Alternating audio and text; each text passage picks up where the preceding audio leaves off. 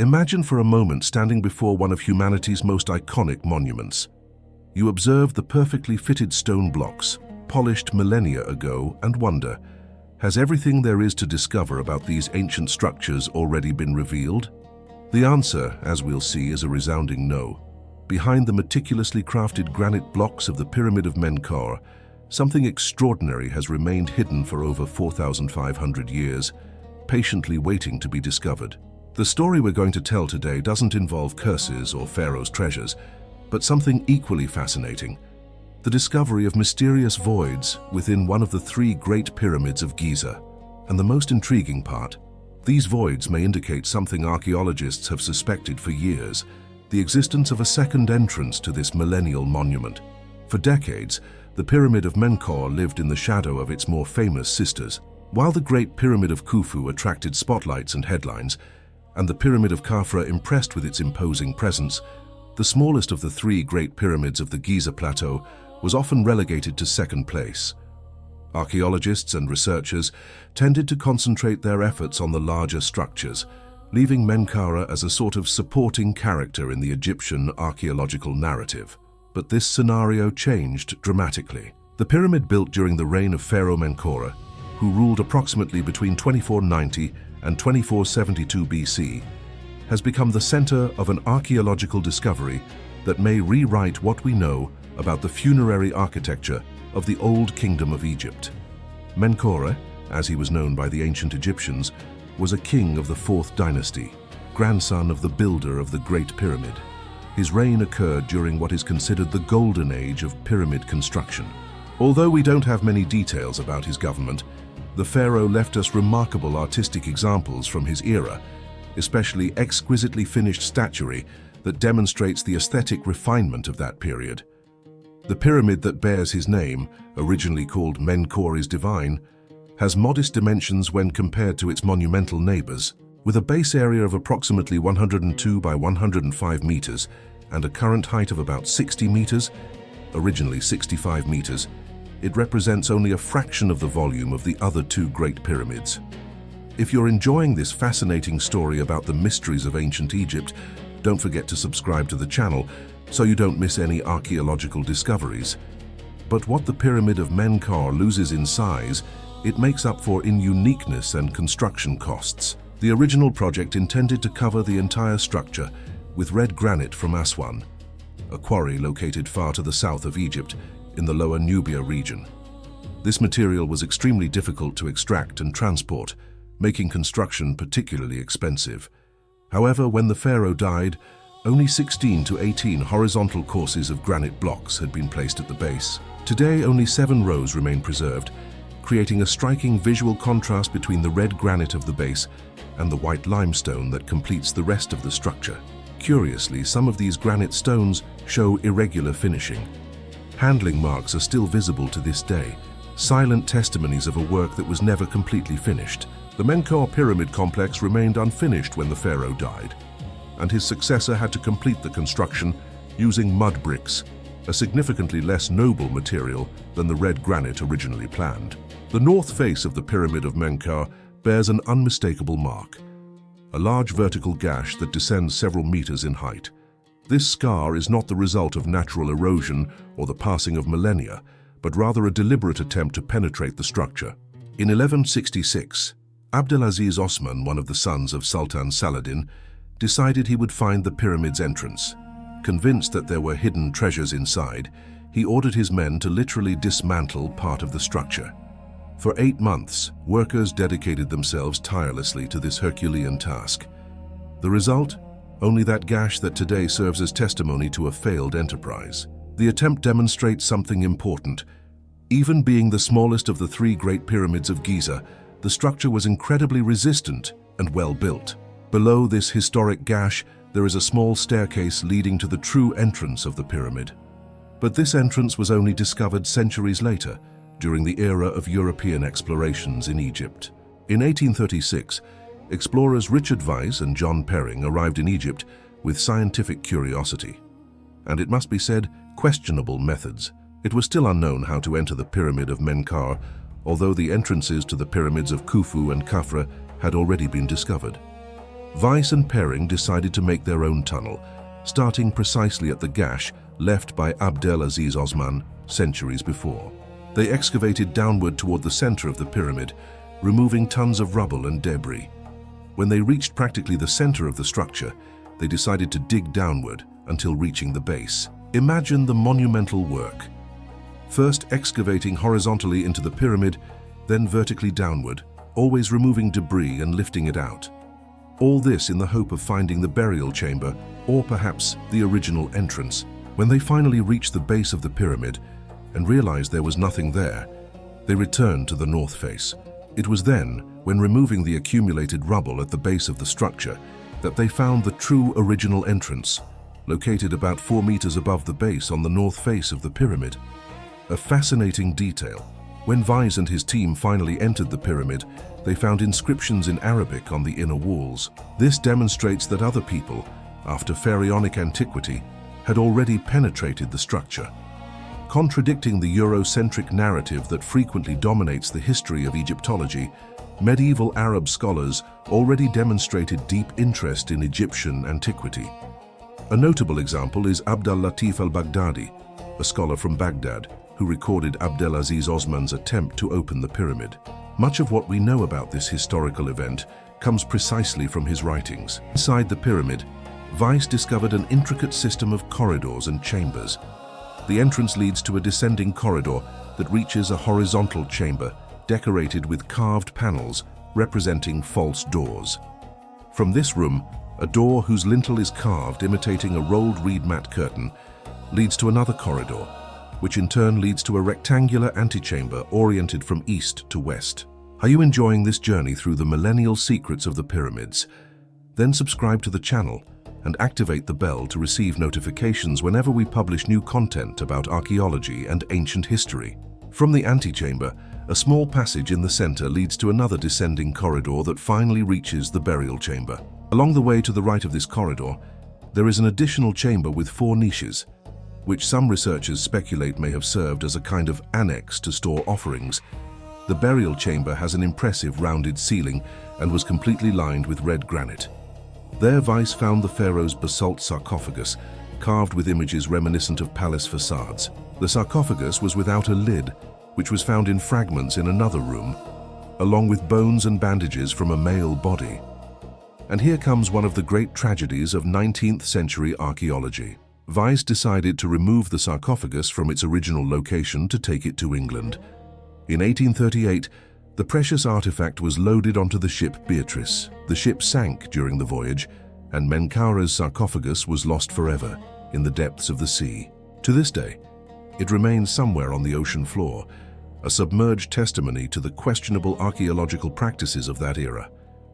As for the bones found, subsequent radiocarbon analyses revealed that they were from a Christian period, much later than the pharaoh's reign. Many pyramids continued to be used as burial sites centuries and even millennia after their original construction. Fast forward to the present day, a joint team from Cairo University and the Technical University of Munich, working within the ScanPyramids project, turned their attention to the Pyramid of Menkaure. What intrigued them was something seemingly simple but profoundly significant: the presence of an area of meticulously polished granite blocks on the east side of the pyramid, measuring approximately 4 meters high by 6 meters wide. This detail may seem trivial, but it was extraordinary. This type of refined finish only appears in one other location of the pyramid, in the blocks surrounding the main entrance on the north side. The similarity was impossible to ignore.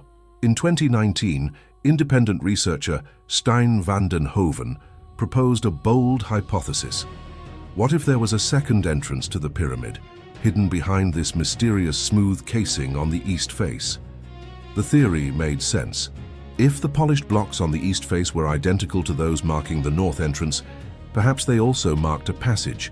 To investigate this possibility without damaging the millennial structure, the scientists employed a sophisticated and completely non-invasive approach, combining 3 complementary state-of-the-art techniques.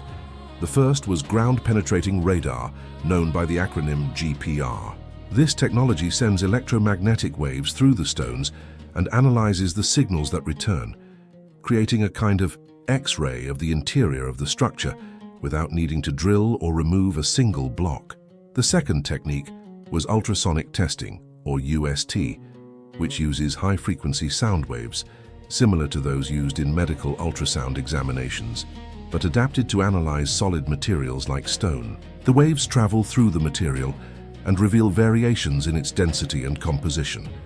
The third tool was electrical resistivity tomography, called ERT, which measures how electricity passes through different layers of stone. Variations in electrical resistivity can indicate the presence of voids, different materials, or structural anomalies. But the true innovation wasn't just in using these technologies individually, but rather in their intelligent combination. The researchers developed a sophisticated multimodal image fusion method, which integrated data from the three techniques into detailed three-dimensional reconstructions. This approach allowed them to confirm, cross-reference, and interpret data in ways that would be impossible using just one technique in isolation. After months of analysis and data processing, the results were published in the scientific journal NDT&E International. The conclusion was unequivocal. Two structural anomalies had been identified with a high degree of probability, located just behind the polished granite blocks of the east face. The first anomaly, designated as A1, is the larger of the two. It measures approximately 1 meter high by 1.5 meters wide and begins at a depth of 1.35 meters behind the external facade, directly behind a trapezoidal granite block of high resistivity. The second anomaly, called A2, is slightly smaller, with dimensions of approximately 0.9 meters by 0.7 meters, starting at a depth of 1.13 meters. Based on extensive two-dimensional simulations of the three techniques employed, the researchers concluded that both anomalies probably represent cavities filled with air in a limestone medium, starting directly behind the external granite casing of the east face. Christian Grosse, professor of non-destructive testing at the Technical University of Munich, explained, "The testing methodology we developed allows us to reach very precise conclusions about the nature of the pyramid's interior without damaging the valuable structure. The hypothesis of there being another entrance is very plausible. Our results bring us much closer to confirming this." The discovery of these cavities raises more questions than it provides answers, and that's precisely what makes it so fascinating. First, we need to consider, were these voids intentional, or are they the result of structural failures, cracks, or construction errors? At best, these cavities were deliberately planned by the ancient Egyptians. At worst, they may simply be accidental irregularities in construction or results of deterioration over millennia. If we assume they were intentional, even more intriguing questions arise. Why would the ancient Egyptians choose precisely the east face of the pyramid to create these cavities or a possible second entrance? Traditionally, north and west were the directions with the most important funerary significance for the ancient Egyptians. North was associated with the circumpolar stars, considered imperishable and eternal.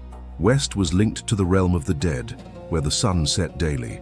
Peter de Manuelian, professor of Egyptology at Harvard University, who did not participate in the research, commented that the discovery is very interesting and shows that we still have much to learn about the pyramids of Giza.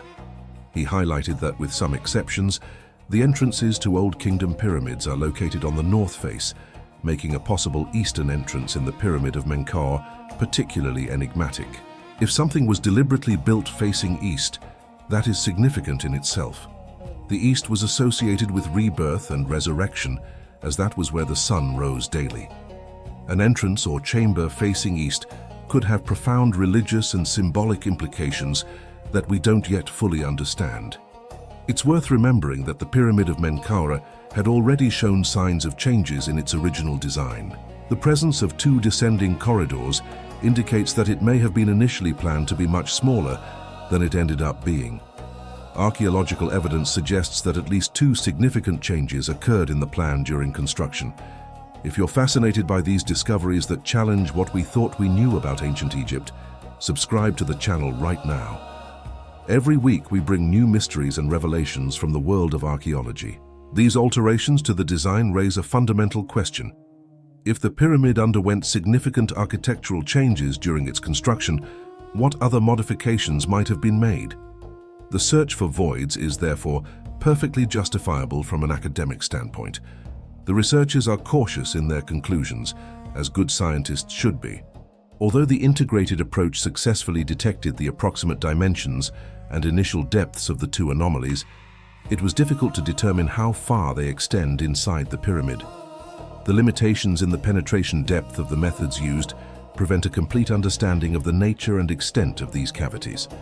In the published scientific article, the authors explicitly acknowledge that each technique used in this study has its own limitations. It's precisely for this reason that the combination of the three techniques was so crucial, providing a more complete understanding of the detected anomalies than would be possible with any individual method. The scientists conclude their study with clear recommendations. The interpretation of the detected anomalies should be discussed among Egyptologists. Furthermore, we recommend a more in-depth investigation of the anomalies using other non-destructive techniques to overcome the limitations found in this study. This is not the first time the ScanPyramids project has revealed hidden secrets in the Egyptian pyramids. In 2023, the team confirmed the existence of a previously unknown passage in the Great Pyramid of Khufu, demonstrating that even the most studied monuments of antiquity still hold unrevealed mysteries. So what comes next? The short answer is more research, many discussions, and hopefully new discoveries. The existence of these cavities is now a scientifically established fact. There is no debate about this. The data is clear and has been verified through multiple independent techniques. The question is no longer do voids exist, but rather what do these voids mean? Are they intentionally constructed chambers with architectural or ritual purpose? Are they antechambers for a second entrance, as some speculate? Or are they simply structural irregularities without particular significance? To answer these questions, interdisciplinary work will be necessary involving Egyptologists, archaeologists, engineers, and experts in non-destructive methods. New investigation techniques may be employed, perhaps with greater penetration power, to understand the complete extent of these anomalies. A future possibility, though controversial, would be the careful physical exploration of the cavities. This could involve drilling small holes to insert endoscopic cameras or other measuring instruments. Any intervention of this type, however, would require extremely careful approval from Egyptian authorities and the international archaeological community, given the priceless value of the structure. The Supreme Council of Antiquities of Egypt and the Ministry of Tourism and Antiquities supervised this research, ensuring that the highest preservation standards were maintained. Any future investigation will certainly follow equally rigorous protocols. The Pyramid of Menkaure, often seen as the ugly duckling of Giza, is finally having its moment to shine. Although it's the smallest of the three Great Pyramids, at approximately 60 meters in current height, it stands out for having survived with very few alterations since the Old Kingdom. For researchers, this relative preservation makes it a fundamental piece for understanding the funerary architecture of that golden period of Egyptian civilization. What makes this discovery particularly exciting is how it challenges our established understanding. For decades, we thought we knew the pyramids of Giza fairly completely. After all, they have been studied, measured, mapped, and analyzed countless times over centuries. Yet here we are in the 21st century, discovering that there are completely unknown spaces within one of humanity's most iconic structures. This reminds us of a fundamental truth about archaeology and science in general. There is always more to discover. The past is never completely revealed. Each answer we find often opens doors to new questions. The pyramids of Giza continue to be living monuments to human ingenuity, not only because they were built over 4,500 years ago, but because they continue to surprise and challenge our understanding. They are silent witnesses to an extraordinary civilization that achieved levels of architectural, mathematical, and astronomical sophistication that still leave us perplexed. And perhaps it's appropriate that these monuments keep secrets. After all, they were built for eternity, to traverse the ages as bridges between the distant past and the unknown future. Each new discovery is a message through time, a reminder that the ancient Egyptians still have stories to tell us, if we are willing to listen with the ears of science and the eyes of curiosity. For now, these two mysterious cavities in the Pyramid of Menkaure remain unexplored, guarding their secrets as they have for millennia. But the difference is that now we know they exist. The first step to solving any mystery is recognizing that there is a mystery to be solved. And so the smallest of the great pyramids of Giza reminds us that even when we think we know something completely, the past can still surprise us. The ancient Egyptians built for eternity, and eternity, it seems, still has much to reveal.